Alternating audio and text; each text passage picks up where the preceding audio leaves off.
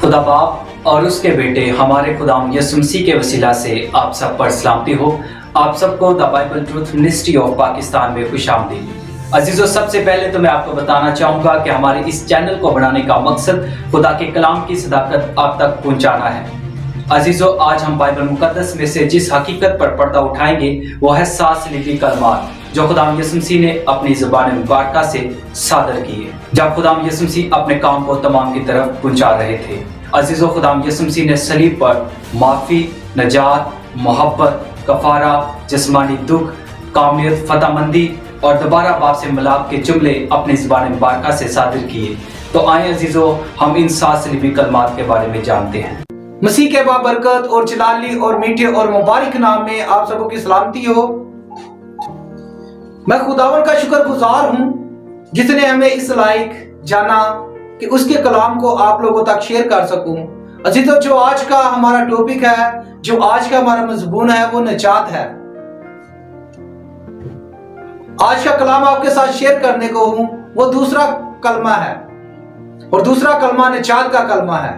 अजीजों, आज हम खुदावन के पाक कलाम में से जानेंगे क्या गुनाहगार निजात पा सकता है, एक सिगरेट पीने वाला निजात पा सकता है, एक डाकू निजात पा सकता है। आज हम खुदावन के पाक कलाम में से जानेंगे चाहे कितना भी गुनहगार इंसान क्यों ना हो, वो निजात पा सकता है। अजीजों, मेरे साथ निकालिए मुकद्दस लूका रसूल की अंजील, उसका 23 बाब और उसकी 43 आयत को पढ़ेंगे।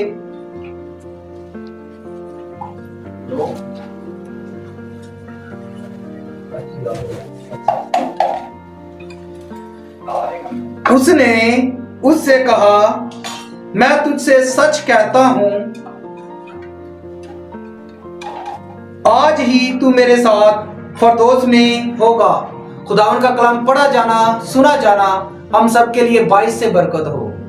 अजीजों, यहां पर लिखा हुआ है, उसने उससे कहा, मैं तुझसे सच कहता हूं, तू आज ही मेरे साथ फरदौस में होगा। जब यीशु मसीह को सलीब दी गई और उसके साथ 2 डाकू भी थे जिनको सलीब दी गई, एक खुदावन यीशु मसीह की राइट साइड पे है और एक लेफ्ट साइड पे है। और एक डाकू खुदावन यीशु मसीह से कह रहा है, अगर तू खुदा का बेटा है, अगर तो तू खुद खुदा है, खुद भी बच और मुझे भी बचा। लेकिन दूसरा डाकू खुदावन यीशु मसीह से क्या कह रहा है? दूसरा डाकू उस डाकू से क्या कह रहा है? पहले हम देखेंगे वो डाकू से क्या कह रहा है।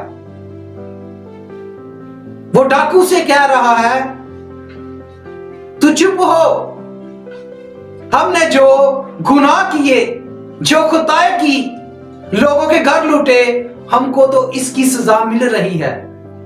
लेकिन इसने कौन सा गुनाह किया? यहां पर डाकू ने अपने मुंह से इकरार किया कि हमने तो गुनाह किए हैं, हमें तो सजा मिलनी चाहिए। लेकिन इसने कौन सा गुनाह किया है? इसको क्यों सजा मिल रही है? क्योंकि इस डाकू के अंदर खुदावन का खौफ था, खुदावन का डर था, वो खुदावन से डरता भी था। यहां पर जाहिर होता है, इंसान कितना भी गुनहगार क्यों ना हो, उसके अंदर डर जरूर होता है उस खालिक का, उस मालिक का, जिसने उसे अपनी छवि और सूरत पर बनाया। उस खालिक का डर जरूर होता है, हर इंसान के अंदर होता है। यहां पर फिर उस डाकू ने खुदावन यीशु मसीह से कहा, क्या खुदावन, जब तू अपनी बादशाही में आए तो मुझे याद फरमाना। तो खुदावन यीशु मसीह ने क्या कहा? क्या तू आज ही मेरे साथ फरदौस में होगा? मैं तुझसे सच कहता हूं, क्या तू आज ही मेरे साथ फरदौस में होगा। वो निजात पा गया सिर्फ इकरार करने से ही, क्योंकि मिसाल की किताब में लिखा हुआ 28 बाब और उसकी 13 आयत में लिखा है, जो अपने गुनाहों का इकरार करता है जो अपने गुनाहों को छिपाता है वो हरगिज कामयाब ना होगा, और जो अपने गुनाहों को तर्क करता है, जो अपने गुनाहों का इकरार करता है, उस पर मेरा खुदावन रहम करता है। जिस तरह इस डाकू पर मेरे खुदावन ने रहम किया। खुदावन ने आदम को बनाया और उसे जन्नत का एहतियार बख्शा गया कि तूने इस जन्नत में रहना है। और कितनी बड़ी बात है, खुदावन ठंडे वक्त पर आकर उससे बातचीत करता था, उससे मिलता था, लेकिन वो गुनाह ने हमसे उस खुदा को दूर कर दिया। हमारे गुनाहों ने हमारे मुनज्जी को हमसे दूर कर दिया। जिस खुदावन ने हमें अपनी शबी और सूरत पर बनाया, जिसने अपने हाथों की हथेली पर अभी भी आज भी हमारी सूरत खोद रखी है, तो कहता है मेरी बेटी, ऐ मेरे बेटे लौट आ। मैं तुझे उस फरदौस में रखना चाहता हूं जिसमें उस डाकू को रखा। लेकिन हम अपने गुनाहों से बाज नहीं आते, हम अपने गुनाहों को तर्क नहीं करते, हम अपने गुनाहों को साथ ही लिए जाते हैं। अगर तो उस फरदौस में जाना है, उस खाली को देखना है जिसने हमें बनाया, तो हमें क्या करना पड़ेगा? हमें भी उस डाकू की तरह ईमान लाना पड़ेगा। हमें भी उस डाकू की तरह अपने गुनाहों का इकरार करना पड़ेगा, तब खुदावन हमें उस फरदौस में जगह देगा, नहीं तो हम दोजक में ही जाएंगे। कितने दुख की बात है, जब हमारा मुनज्जी खुदावन हमारे सामने होगा तो हम दूसरी अदालत में होंगे जहां रोना और दांतों का पीसना है। तब हम देखकर शर्माएंगे, इस खुदावन ने हमें बनाया था अपनी शबी और सूरत पर। आज आपके पास वक्त है, क्योंकि कोई भी निजात नहीं दे सकता, सिर्फ एक नाम ही है, वो मेरे और आपके खुदावन यीशु मसीह का नाम है, जिसके वसीला से हम निजात पा सकते हैं। मेरे साथ निकालिए रोमियो 10 बाब और उसकी 13 आयत में लिखा है, क्योंकि जो कोई खुदावन का नाम लेगा वो निजात पाएगा।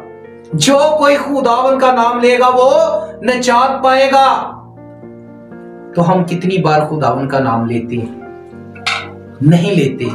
हमें यही नहीं पता कि उसके नाम में कुदरत है, उसके नाम से बड़े बड़े काम होते हैं। हमें उस नाम की पहचान ही नहीं, हम उसका नाम नहीं लेते। हमारी जुबानों में और कोई नाम ही होते हैं। जब हम उसका नाम लेंगे तो हम निजात पाएंगे। और खुदावन के कलाम में लिखा, रोमियो 10 बाब और 10 आयत में लिखा हुआ है, ईमान दिल से लाया जाता है और इकरार मुंह से किया जाता है। आज हमने करना क्या है? हमने उस खुदावन का इकरार करना है जिसने हमारे गुनाहों को उठा लिया,